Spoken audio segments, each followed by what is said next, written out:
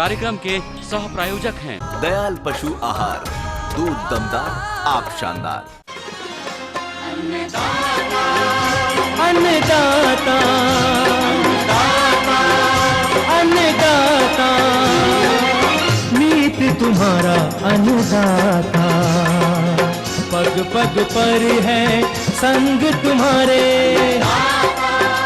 अन्नदाता। लहू किसानों का बन के पसीना सींचता है धरती का सीना, मेहनत का तेरी हक दिलवाने, नई तकनीक नई खोज बताने। पशुधन को गुणवान बनाना, पौध सुरक्षा को सिखलाना, खेती के सब गुर समझाने, भारत का सरताज बनाने, आठों पहर है संग तुम्हारे अन्नदाता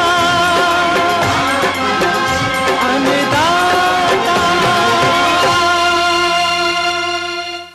नमस्कार, मैं हूं कात्यायनी चतुर्वेदी और आप सभी दर्शकों का अन्नदाता कार्यक्रम में बहुत स्वागत करती हूं। हर रोज की तरह कार्यक्रम में हम लेकर आते हैं खेती बाड़ी से जुड़ी हुई बहुत सारी लाभकारी जानकारियां। तो फिर चलिए सबसे पहले देखते हैं क्या है विशेष आपके लिए आज के कार्यक्रम में।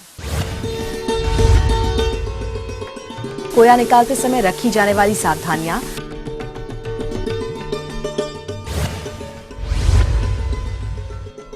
बासमती धान की फसल में आने वाली मुख्य समस्याएं और उनका समाधान, मछली के तालाब में इस समय किए जाने वाले महत्वपूर्ण कार्य,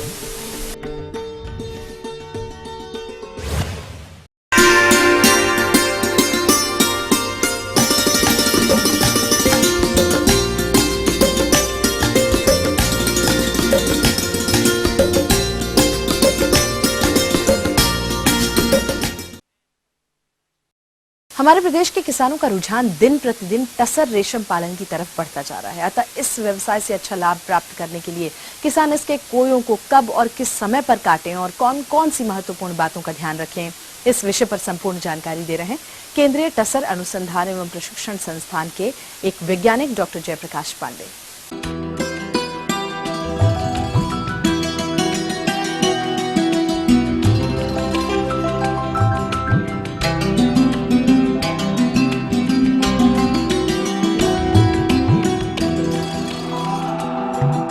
कोसा का कलेक्शन एक महत्वपूर्ण बिंदु है जिसमें हमको ज़्यादातर देखरेख की ज़रूरत है, क्योंकि यही एक ऐसा स्टेज है जिसके बाद आपको कोसा मिलने वाला है और आप अपने घरों में कोसा को ले जाएंगे। इस दौरान सबसे पहला यह है कि जब आपका कीड़ा 5वीं अवस्था में पहुंच जाता है, उस दौरान आप कीड़े को ध्यान में रखना है कि आप कीड़े का अनावश्यक ट्रांसफ़र न करें। कीड़ा अगर पूरी तरह से खाना खा लिया है और उसका ऊपर की तरफ अगर मुँह की तरफ उठा के चल रहा है तो आप समझिए कि कीट में कहीं न कहीं अब यह कोसा बनाने की स्थिति में है। और जिस समय कोसा बना रहा हो उस दौरान अनावश्यक ट्रांसफर न करें।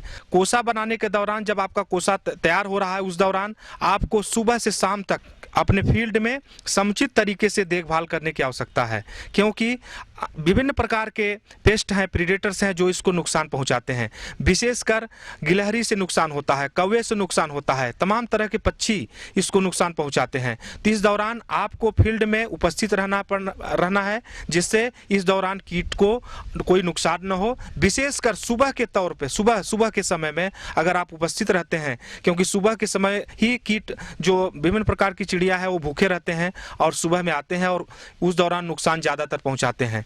तो अगर ये कोसा बनाने की जो स्टेज है ये 5 से 6 दिन तक चलता है फील्ड में, इस दौरान अगर आप समुचित देखरेख करते हैं तो आपको अधिक से अधिक कोसा का उत्पादन होगा और उस कोसे से आप अत्यधिक लाभ कमा सकते हैं। इसके दौरान एक और महत्वपूर्ण जानकारी आपको बता दूं कि जनरली कोसा बनाने के दौरान हम कोसे को जब काटते हैं उसको समय से काटें। कोसा बनने के 3-4 दिन बाद ही उसको काटें, क्योंकि इस दौरान आपको बाहर से लगता है कि हमारा कीट कोसा बना दिया है, लेकिन अंदर में वो सिल्क का उत्पादन करता रहता है। अगर आप समय से पूर्व वहाँ से आप हटा देंगे और घर में ले आएंगे, समय से पूर्व कोसा काट लेंगे, तब भी आपका नुकसान है। और लेट करने में भी नुकसान है, क्योंकि गिलहरी के द्वारा नुकसान होगा, कौवे के द्वारा नुकसान होगा, जिससे आपको आर्थिक क्षति पहुंचेगी। कोसा का काट करके आप ले आते हैं, उसको माला बना लीजिए, 5-5 का एक झुंड बना करके उसको 20 ऐसे झुंड बनाएंगे तो 100 की एक माला तैयार हो जाएगी। उस माले को सीधे लगा करके पेडंकल की तरफ आप बांध करके सीधे लगा करके फील्ड में आप जहां भी अपना ग्रेनेज कर रहे हैं वहां पे काट दीजिए, वहां पे टांग दीजिए। और जिससे अब अगर भंडारण उसका समुचित तरीके से करते हैं तो आपको किसी पेस्ट से उसका नुकसान नहीं होगा और आपको लाभ होगा। अगर इस कोकून का आप उपयोग आने वाले क्रॉप में सीड क्रॉप के रूप में उपयोग में लाना चाहते हैं, उस दौरान आपको ये ध्यान रखना है कि इसमें डिजीज का समुचित तरीके से परीक्षण हो और इसके बाद आप उसको उत्पादन में उपयोग में ला सकते हैं। अगर इस कोसे का उत्पादन आपको बिक्री के लिए करना है तो समय से इसको सुखा करके बाजार में समुचित दर से इसको बेच दें और लाभ कमाएं। इस दौरान कोसा काटने के दौरान आपको एक महत्वपूर्ण बात जो है हमेशा ध्यान रखना है कि कोसा काटने के दौरान अगर कोई भी कोसा पूरी तरीके से न बना हो, उस दौरान आप उस कोसे को लेकर के आप काट करके अगर करते हैं तो उससे आपको आर्थिक क्षति पहुंचेगी। जब तक कोसा पूरी तरीके से फील्ड में न बन गया हो, जल्दबाजी में कोसे को न काटें, जिससे आपको नुकसान होगा। बरसात के दिनों में अगर कोसा काटने के दौरान बरसात हो रही है तो गीले अवस्था में उसको न काटें, क्योंकि भीगा हुआ कोसा जब आप ले जाके भंडारण में करते हैं तो उस समय पे फंगस लगने का चांस है। इसलिए कोसा को ऐसे समय में काटें जब मौसम धूप वाला हो, जिससे आपको उस कोसे के तमाम तरह के कोसा में जो फंगस लगते हैं इस सब बीमारियों से आपको लाभ मिलेगा और आपको आर्थिक क्षति नहीं पहुंचेगी। तो किसान भाइयों, आशा है कि आप आने वाले दिनों में आप समुचित तरह से तसर कीट पालन करेंगे और अधिक से अधिक लाभ कमाएंगे और अपने खेत की देखभाल करेंगे, जिससे आपका आर्थिक लाभ होगा और उससे हमारे संस्थान की भी उन्नति होगी, देश की भी उन्नति होगी।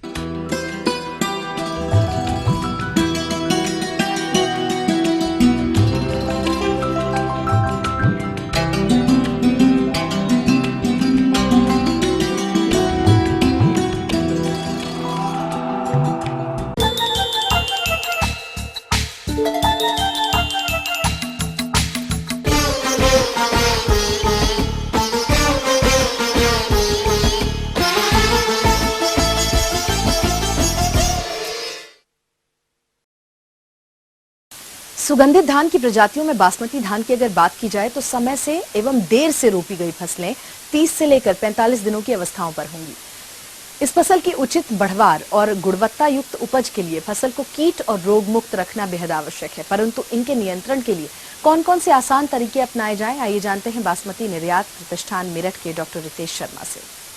जब आप ट्रांसप्लांटिंग कर चुके होते हैं उसके 10 से 15 दिन बाद कई बार हमारे खेत में लीफ फोल्डर या पत्ता लपेटक या पत्ता मरोड़क कीट का प्रकोप हो जाता है। किसान भाइयों, इस कीट से आपको घबराने की आवश्यकता नहीं है। इसका उपाय बड़ा आसान है। इसके उपचार के लिए आप एक रस्सी लें, उस रस्सी को 2 लोग एक इस साइड एक उस साइड पकड़ के और पत्तों के ऊपर, पौधों के ऊपर पूरे को फेर दीजिए। जितनी भी सूंडी आपकी बैठी होगी वो सारी नीचे गिर जाएगी। जहाँ खेत में पानी भरा होना चाहिए उस पानी से ऊपर नहीं आ सकती और इस तरह से हम इसका कंट्रोल कर सकते हैं।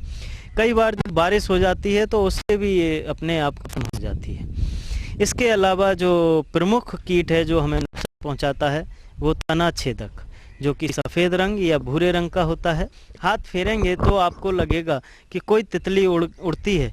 यदि वो तितली भूरे या सफ़ेद रंग की है और तना छेदक की तितली है तो आपको उसके उपचार की आवश्यकता है। इसका उपाय बहुत आसान है। आप यदि चाहें तो अपने खेत में फेरोमोन ट्रैप्स, जैसे कि आप सामने पीछे देख रहे हैं, फेरोमोन ट्रैप्स आते हैं, उनको लगा सकते हैं, जो कि 20-25 रुपए का बाज़ार में प्रयोग कर सकते हैं। आप एक बांस पर फेरोमोन ट्रैप को लगा सकते हैं, जैसे आप पीछे देख रहे हैं। इसमें एक नीचे पॉलीथीन होती है, एक रबड़ आती है जिसमें मादा की गंध होती है। जितने भी तना छेदक के नर कीट हैं हाँ आते हैं और उसमें फंस जाते हैं। इस तरह से आप देख सकते हैं कि आपके खेत में तना छेदक का प्रकोप हो रहा है। यदि आपका प्रकोप नज़र आता है तो इसके लिए आप शुरुआत की अवस्था में कोई भी दानेदार दवा जैसे फर्टेरा, कार्टेप हाइड्रोक्लोराइड, का प्रयोग कर सकते हैं। कार्टेप हाइड्रोक्लोराइड 8 किलो प्रति एकड़, पर्टेरा 4 किलो प्रति एकड़ खेत में पानी भर के दानेदार दवा है, इसको आप बिखेर सकते हैं। किसान भाइयों, बासमती में लगने वाली प्रमुख बीमारियों में आजकल बकैने रोग, जिसे आप झंडा रोग भी कहते हैं, काफ़ी तेज़ी से बढ़ता हुआ देखा गया है। इस रोग के लिए, इसकी रोग की पहचान आप देखेंगे कि कोई कोई पौधा थोड़ा ऊंचा बढ़ जाता है। ये बीमारी नर्सरी में भी आ सकती है और नर्सरी के बाद किसी भी अवस्था में आ सकती है। जो पौधे ऊंचे बढ़ते हैं वो बाद में आप देखेंगे नीचे से गल जाते हैं, सूख जाते हैं और उनमें कुछ भी नहीं निकलता। इस बीमारी के लिए आपको शुरू में ध्यान देना है। सबसे पहले बीज अच्छी जगह से लेना है, स्वस्थ और अच्छा बीज बोना है, बीज का उपचार करना है। बीज के उपचार के साथ जब आप पौध उखाड़ते हैं तो आपको कभी भी बासमती की पौध सूखे में नहीं उखाड़नी है, हमेशा पानी भर के उखाड़नी है। इसके अलावा आप पौध का उपचार भी करें। जिन किसान भाइयों ने ये तीनों प्रक्रियाएं की होंगी उनके खेत में बकैने रोग नहीं आएगा।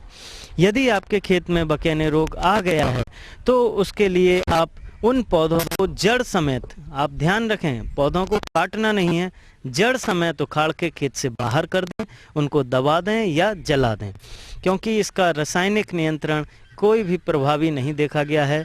फिर भी यदि आपके पास संभव हो और आपको उपलब्ध हो तो सीडोमोनास का स्प्रे इसमें किया जा सकता है। इसके अलावा दूसरी बीमारी है शीथ ब्लाइट। शीथ ब्लाइट रोग बहुत देखा जाता है और इसका उपचार भी बहुत आसान है, क्योंकि शीथ ब्लाइट हमेशा दूब घास से फैलता है। यदि हम अपनी डोलों को साफ रखेंगे, मेड़ों को साफ रखेंगे, खेत के चारों ओर हम घास नहीं होने देंगे तो ये बीमारी नहीं आएगी। दूसरी किसान भाइयों, आप सब जानते हैं बासमती हमारा प्रीमियम प्रोडक्ट है, इसको हम एक्सपोर्ट करते हैं, ज़्यादा से ज़्यादा विदेशी मुद्रा लेते हैं, इसलिए रसायनों का प्रयोग बहुत कम करना है। जब भी आपके खेत में कोई बीमारी नज़र आए तो ऐसा नहीं है कि आपके खेत के किसी एक जगह पर बीमारी नज़र आई और आप पूरे में टंकी लेके स्प्रे करने लग जाए। आप केवल उस एरिया में और उसके 1-2 मीटर चारों तरफ स्प्रे करें, बाकी एरिया में स्प्रे करने की आवश्यकता नहीं है। शीथ ब्लाइट के लिए आप अपनी डोलों को साफ रखें, साफ सफाई रखें। फिर भी कोई पौधा नज़र आता है तो उसको उखाड़ के फेंक दें। तीसरी जो सबसे बड़ी बात इस बीमारी के प्रबंधन के लिए है वो है जल का प्रबंधन। जो किसान भाई बहुत ज़्यादा पानी भरे रखते हैं उनके खेत में वो तेज़ी से आती है। जब भी शीथ ब्लाइट आए या तना गलन आए या कोई भी इस तरह की बीमारी आए, आप खेत से पानी सुखा दीजिए, खेत को सूखने दीजिए, दरार आने से पहले अगला पानी लगाइए, लगातार पानी ना भरिए। इन चीज़ों का आप ध्यान रखेंगे तो शायद हमको दवाओं की आवश्यकता ही नहीं पड़ेगी। फिर भी यदि बहुत ज़्यादा प्रकोप होता है तो आप प्रोपिकोनाजोल 1 ml प्रति लीटर का छिड़काव कर सकते हैं। इसके अलावा जो प्रमुख बीमारी है वो है ब्लास्ट, जिसे हम 3 अवस्थाओं में आती है। पत्ती वाला ब्लास्ट होता है, उसके बाद गांठ वाला और आखिर में आता है गर्दन वाला। ये बहुत नुकसान देता है। जैसे कि आप सभी जानते हैं, कुछ बीमारियों का आने के बाद हम इलाज करते हैं, लेकिन कुछ बीमारी यदि हमें पता है कि ये आएगी तो उसका टीकाकरण करना पड़ता है। इस बीमारी के लक्षण आप देखेंगे, पत्ती के ऊपर जब ये आती है तो आँख जैसे धब्बे इस पर पड़े होते हैं, बीच में कत्थई रंग होता है, भूरा सा रंग होता है, बिल्कुल आँख जैसी शेप होगी, वो ब्लास्ट रोग है। पत्ती की अवस्था में यदि आपके खेत में ये आया है तो आप इसमें ट्राइसाइक्लाजोल 120 ग्राम 1 एकड़ के हिसाब से या कार्बेंडाजिम 1 ग्राम प्रति लीटर के हिसाब से आप स्प्रे कर सकते हैं। यदि आपके खेत में पत्ती की अवस्था में ये रोग नज़र आया है तो आपको सावधान होना चाहिए, और जब आपकी खेत गोब की अवस्था में आए उस समय पर एक स्प्रे ट्राइसाइक्लाजोल का 120 ग्राम प्रति एकड़ के हिसाब से अवश्य कर देना चाहिए, क्योंकि जब बासमती में बाली निकल आती है उसके बाद किसी भी रसायन का छिड़काव नहीं किया जाता है, और उस समय छिड़काव करने से उसका कोई फ़ायदा भी नहीं होता है, वो आपके पैसे की बर्बादी है, उसके सिवा कुछ नहीं। इसलिए जिन खेतों में ब्लास्ट आने की संभावना है या पत्ती ब्लास्ट देखा गया है, वो सभी जब गोब अवस्था होती है, खेत से बाली निकलना शुरू होने को होता है, उस समय पर ये स्प्रे करके इसकी रोकथाम कर सकते हैं। एक और बात मैं इसमें बताना चाहता हूँ, आपके खेत में कोई भी समस्या आए आप वैज्ञानिकों से सलाह लें। बासमती एक्सपोर्ट डेवलपमेंट फाउंडेशन से आप सलाह ले सकते हैं। यहाँ का नंबर 0121 2888 है। इसके अलावा जो सबसे बड़ी बात है जो मैं आपको बताना चाहता हूँ कि देखिए, ईश्वर ने इस सृष्टि में इस तरह का निर्माण किया है कि हमारे खेत के अंदर हमारे मित्र, हमारे शत्रु सब कुछ हैं। यदि हम बिना सोचे समझे सिर्फ दुकानदार या किसी की सलाह पर ये सोच के दवा डालते हैं कि आज कोई बीमारी आ ना जाए, कोई कीड़ा आ ना जाए, बस दवा डाल दो, वो आपको नुकसान देता है। पौधे में भी जब तक बीमारी या कीड़ा नहीं आया है दवा ना डालें, क्योंकि अंधाधुंध दवा का प्रयोग करने से क्या नुकसान होता है। अक्सर एक पैटर्न देखा गया है, किसान भाई लगाने के 20 दिन बाद 2-3 दवाएं डाल देते हैं। वो कहते हैं जी नहीं तो ये समस्या आएगी, वो समस्या आएगी। आपको यहाँ सोचने की ज़रूरत है, समझने की ज़रूरत है। हमारे खेत में हमारे मित्र कीट भी हैं, शत्रु कीट आया नहीं है, आपने दवा डाल दी, हमारे मित्र कीट भी खत्म हो गए। उससे क्या हुआ? उससे यदि आपका शत्रु कीट एक भी आता है खेत में तो उसको कंट्रोल करने वाला कोई नहीं है, क्योंकि आपने ख़त्म कर दिए। वो बड़ी आज़ादी से घूमेगा, मल्टीप्लाई करेगा और फिर आपको निश्चित अंतराल पर लगातार स्प्रे करने ही करने पड़ेंगे, अपनी लागत बढ़ाएंगे और क्वालिटी भी ख़राब करेंगे।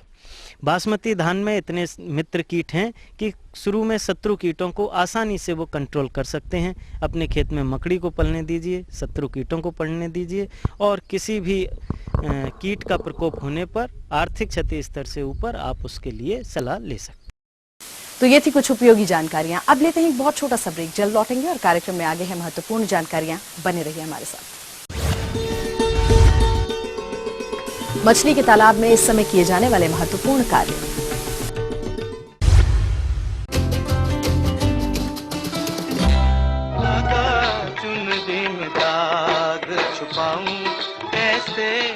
वो रूहानी लफ्ज जो आज भी हैं जहन में।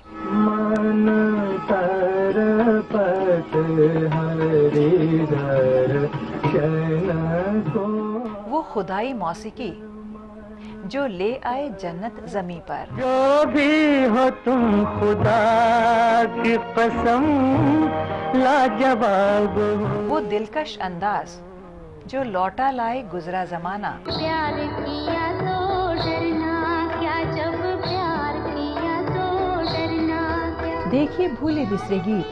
डरना क्या, जब प्यार।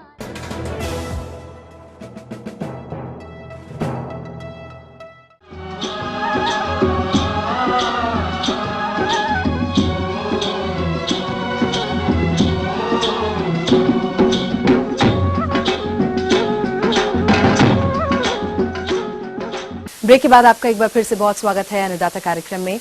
बढ़ते हैं अपनी अगली प्रस्तुति की ओर।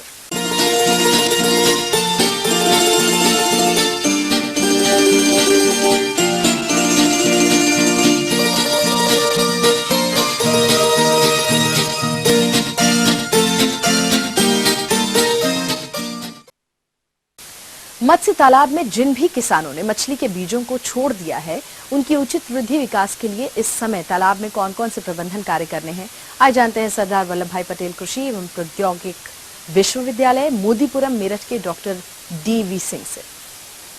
अधिक मत्स्य उत्पादन के लिए कई प्रकार के प्रबंधन की आवश्यकता होती है, जिस पर अगर किसान भाई ध्यान दें तभी अधिक से अधिक उत्पादन लिया जा सकता है। 300 किलोग्राम प्रति हेक्टेयर की दर से हमें चूने का प्रयोग एक वर्ष में करना है, जिसकी पहली किस्त लगभग 11 किस्तों में आप इसको बांट लें। पहली किस्त आप पाटा चलाने के बाद उसमें नीचे डाल दें, उसके बाद उसमें पानी भरें।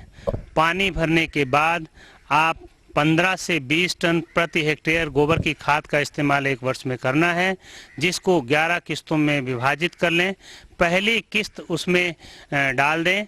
इसके बाद तालाब को लगभग 15 दिन तक प्रचुर होने के लिए छोड़ दें, जिसमें उस पीरियड में तालाब में जो प्राकृतिक भोजन होता है उसके पश्चात आप किसी नज़दीक की हैचरी से, जहां पर आपको गुणवत्ता की लगभग सुनिश्चितता हो, वहां से बीज लें। बीज हम 3 प्रकार के पाते हैं। एक तो मत्स्य बीज उत्पादन के बाद जो सबसे पहले हमें बीज मिलता है उसे स्पान कहते हैं। उसके बाद दूसरी अवस्था होती है फ्राई की और तीसरी अवस्था होती है फिंगरलिंग की। बीज हमेशा हमें फिंगरलिंग साइज का संचय करना चाहिए जिसकी उत्तरजीविता की दर बहुत अच्छी है। अब किसान भाइयों को मैं जानकारी देना चाहूँगा कि संचय अगर उन्होंने मत्स्य बीज अंगुलिका का कर लिया है तो उसके बाद इसके प्रबंधन में प्रमुख रूप से इन्हें भोजन देने की आवश्यकता होती है जिसे परिपूरक आहार कहते हैं। तालाब में प्रचुर मात्रा में प्राकृतिक भोजन की उपलब्धता न होने की स्थिति में बाहर से 2 से 3% शरीर के वजन के बराबर परिपूरक आहार दिया जाता है। इस परिपूरक आहार में प्रमुख रूप से सरसों की खली और चावल का कन्ना 1:1 के अनुपात में दिया जाता है और इसे लगभग प्रतिदिन सुबह तालाब के किसी एक किनारे एक निश्चित स्थान पर रखना चाहिए जिससे मछलियां उसको अधिक से अधिक उपयोग कर सकें और समय और स्थान की निश्चितता होने की वजह से हमारा जो बीज जो हमारा ये है भोजन है वो बेकार नहीं जाता। और भोजन कराने की 2 विधियां प्रमुख रूप से प्रचलित हैं। एक को हम कहते हैं डिमांड फीडिंग, दूसरे को हम कहते हैं एक रूटीन फीडिंग जिसमें आप ये कह लें जो हम तालाब में डालते हैं। तो हमें डिमांड फीडिंग अगर हम कराएं तो उसमें हमारे भोजन की खराबी कम होती है। जैसे हम किसी बोरे में जो 2 से 3% मात्रा भोजन की आती है उसे भर लें, फिर बोरे को नीचे से 4-5 रॉड की सहायता से गर्म करके छेद कर लें और उस बोरे को एक बांस का डंडा गाड़कर किसी तालाब में किनारे रख दें और वहाँ पर बोरी लटका दें। इसके साथ साथ हम तालाब में लगभग 15 दिन या 1 महीने में एक बार जाल चलाते रहें जिससे नीचे बैठी हुई जहरीली गैसें जो हमारा नीचे जमा हुआ पदार्थ है उससे निकलकर बाहर निकल जाएं जिससे हमारा तालाब पूरी तरह से अच्छी तरह स्वस्थ गुणवत्ता युक्त पानी युक्त रह सके। अन्नदाता हेल्पलाइन निशुल्क फोन संपर्क सेवा के माध्यम से आपके द्वारा पूछे गए प्रश्नों में से 1 या 2 महत्वपूर्ण प्रश्नों को हम अपने कार्यक्रम में शामिल करते हैं और इसी के तहत आज का चयनित प्रश्न और उसका जवाब इस प्रकार है। निःशुल्क अन्नदाता हेल्पलाइन में आज हमने जिस प्रश्न को शामिल किया है उसे पूछा है कानपुर के श्रवण यादव ने। आपने अरहर की फसल में देखरेख प्रबंधन पर जानकारी चाहिए तो इसके लिए देखिए कार्यक्रम का यह अंश। अगर हम सामयिक बात करें कि अगस्त महीने से लेकर सितंबर महीने में अरहर के बेहतर उत्पादन के लिए क्या कर सकते हैं तो उसमें हमें पूरे खेत का निरीक्षण करना चाहिए। जहां कहीं ज़रूरत से ज़्यादा पौध हो वहां थिनिंग का मतलब ये होता है कि पौधे जहां घने हैं उनको निकाल करके आपस में उचित दूरी देना चाहिए। उचित दूरी की बात करें तो पौधे से पौधे की दूरी 25 से 30 सेंटीमीटर रखना चाहिए। थिनिंग करने से कभी भी उत्पादन का नुकसान नहीं हुआ है। तो ये छिटकवा कई बार इसकी लोग बुआई करते हैं तो उनके लिए विशेष आवश्यक हो जाता है। अगर फसल सघन है तो उसमें उत्पादन बिल्कुल नहीं के बराबर आने लगता है। तो इन्हीं चीज़ों के साथ इन्हीं बिंदुओं पर हम चाहेंगे कि किसान भाई अपना ध्यान अरहर के बेहतर उत्पादन पर दें और इससे सस्ती कोई खेती हो नहीं सकती है। चाहे इसको आप बंधे पर लगा लें, चाहे मेड़ पर लगा लें, चाहे रिच पर लगा लें, चाहे छिटकवा बोलें, चाहे घर के आसपास उगा लें, जहाँ भी चाहें इसकी खेती कर सकते हैं। और इसमें एक ब्यूटी है कि अरहर वो एक फसल है जिसमें फूल कितनी भी बार गिरे बार बार इसमें फूल आता है और वह फूल तब तक फली के रूप में तब तक आता रहेगा जब तक हर फूल से फली बन न जाए। इसलिए दूसरी फसल में अगर आप एक बार फूल निकाल देंगे तो दोबारा वहाँ कोई फूल नहीं आता है। इसलिए हम ये चिंता नहीं कर सकते कि अरहर के उत्पादन में कोई कमी आती है, बशर्ते ये है कि हमारा प्रबंधन अच्छा हो तो हम अरहर की खेती बहुत बेहतर कर सकते हैं। इसी कड़ी में जिस दूसरे प्रश्न को शामिल किया गया है उसे पूछा है उधम सिंह नगर के दयाराम ने। आपने दूध या मशरूम उत्पादन करने की तकनीक पर जानकारी चाहिए तो इसके लिए देखिए कार्यक्रम का यह अंश। मशरूम की खेती करना बहुत ही आसान है। इसके लिए हमें किसी विशेष सावधानी या एहतियात की ज़रूरत नहीं होती है। इसे घर की महिलाएं और बच्चे भी आसानी से घर में बैठे बैठे उगा सकते हैं। इसके लिए हमें ना तो उपजाऊ ज़मीन की आवश्यकता होती है, ना ही बहुत ज़्यादा अधिक पूंजी की। वर्ष भर हम लोग 3 प्रकार के मशरूम उगा सकते हैं। जाड़ों के महीने में हम लोग बटन मशरूम उगाते हैं, जिसके लिए तापमान 18 से 20 डिग्री सेंटीग्रेड चाहिए होता है। इसके बाद जब तापमान थोड़ा सा बढ़ जाता है 20 से 25 डिग्री, तो हम डिंगरी मशरूम की खेती कर सकते हैं। इस समय का तापमान दूधिया मशरूम की खेती के लिए बहुत ही उपयुक्त है। इस मशरूम की खेती के लिए 30 से 35 डिग्री तापमान चाहिए होता है। तो आज मैं आप किसान भाइयों को दूधिया मशरूम की खेती के बारे में जानकारी दूंगी। दूधिया मशरूम की खेती गेहूं के भूसे या धान के पुआल में आसानी से की जा सकती है। इसके लिए हम गेहूं का भूसा या धान का पुआल 25 से 30 केजी 100 लीटर पानी में भिगोते हैं, जिसमें हम 8 से 10 ग्राम बेविस्टीन और 100 से 125 ml फॉर्मेलिन डालते हैं। रात भर इस भूसे को 16 से 18 घंटे भिगो के रखते हैं और इस भूसे को पानी पॉलीथीन से ढक देते हैं, ताकि इससे जो गैसेस बनेंगी वो बाहर ना निकल पाए। अगले दिन हम इस भूसे को बाहर निकाल के पक्की फर्श में फैला देते हैं। अधिक मात्रा का पानी अपने आप निथर जाता है और इसका नमी हम 60% तक बरकरार रखते हैं। इसमें हम 4% के रेट से दूधिया मशरूम के बीज को मिक्स करते हैं। मिक्स करने के बाद इस भूसे को हम पॉलीथीन बैग्स में भर देते हैं। 10 केजी या 5 केजी की पॉलीथीन बैग्स में इनको भरने के बाद हम इनको ढक देते हैं। पन्नियों को ढकने के बाद इन्हें हम बंद कमरों में रख देते हैं। रखने के पश्चात 15 से 20 दिन में मशरूम का फफूंद पूरे बैग में फैल जाता है और बैग हमें बाहर से सफ़ेद रंग का दिखाई देने लगता है। इसके बाद हम पन्नियों को खोल देते हैं व उसके ऊपर 2 से 2.5 इंच मोटी आवरण मृदा की एक लेयर बिछा देते हैं। आवरण मृदा के लिए हम लोग 2 से 3 साल पुरानी गोबर की खाद व खेत की मिट्टी को आपस में बराबर अनुपात में मिक्स करके बनाते हैं। इसको हम 4% फॉर्मेलिन से ट्रीट करते हैं और ट्रीट करने के बाद 48 घंटे तक का पॉलीथीन से ढक के रखते हैं। ढक के रखने के बाद अगले दिन हम इसे हटा देते हैं पॉलीथीन इसके ऊपर से, और एक दिन इसे बिना पॉलीथीन के ऐसे ही बाहर रखते हैं। उसके बाद हम इस आवरण मृदा को पॉलीथीन बैग्स में, जिनमें कि मशरूम का फफूंद पूरे बैग में फैला हुआ है, उसके ऊपर 2 से 2.5 इंच मोटी परत बिछा देते हैं। आवरण मृदा की नमी 75% व इसका pH 7 होना चाहिए। इसके बिछाने के बाद हम सुबह शाम रोजाना इसमें हल्के हाथों से पानी का छिड़काव करते हैं। छिड़काव करने के पश्चात 1 हफ्ते के अंदर अंदर इसमें छोटे छोटे मशरूम के पिनहेड निकलने शुरू हो जाते हैं, जो कि 3 से 4 दिन में तोड़ने लायक हो जाते हैं। इस प्रकार हम मशरूम की खेती कर सकते हैं। यदि हम इस मशरूम की खेती करते हैं तो इसके लिए अगर हम 100 किलो सूखे भूसे का उपयोग करते हैं तो इससे लगभग हमें 50 किलो मशरूम प्राप्त होता है। इनके अनुसार 100 किलोग्राम भूसे से तैयार कंपोस्ट से 50 किलोग्राम मशरूम प्राप्त होता है, जो कि 60 रुपए प्रति किलोग्राम की औसत बाजार भाव से ₹3000 का बिकता है, जबकि पूरी अवधि में इसको तैयार करने की उत्पादन लागत लगभग 1250 रुपए आती है। इस प्रकार शुद्ध लाभ के रूप में 1650 रुपए प्राप्त हो जाते हैं। हम ये उम्मीद करते हैं कि आज का कार्यक्रम आप सभी दर्शकों के लिए बेहद उपयोगी रहा होगा।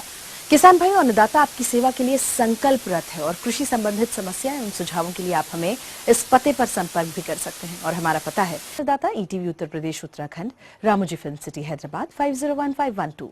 साथ ही आप हमें ईमेल भी कर सकते हैं और हमारा ईमेल एड्रेस है annadatta.up@etv.co.in। इसके अतिरिक्त आप हमें निःशुल्क हेल्पलाइन नंबर 180010845999 पर सोमवार से शनिवार सुबह 10 बजे से शाम 4 बजे के बीच में संपर्क कर सकते हैं। और आइए अब देखते हैं कल दिखाए जाने वाले कार्यक्रम की मुख्य झलकियां। बकरियों में होने वाले विभिन्न रोग एवं निदान पर जानकारी,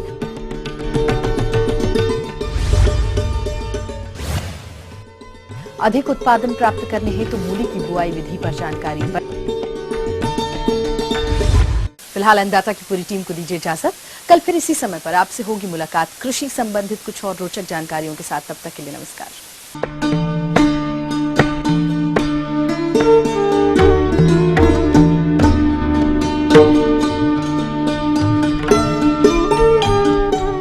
इस कार्यक्रम के सह प्रायोजक थे दयाल पशु आहार, दूध दमदार, आप शानदार।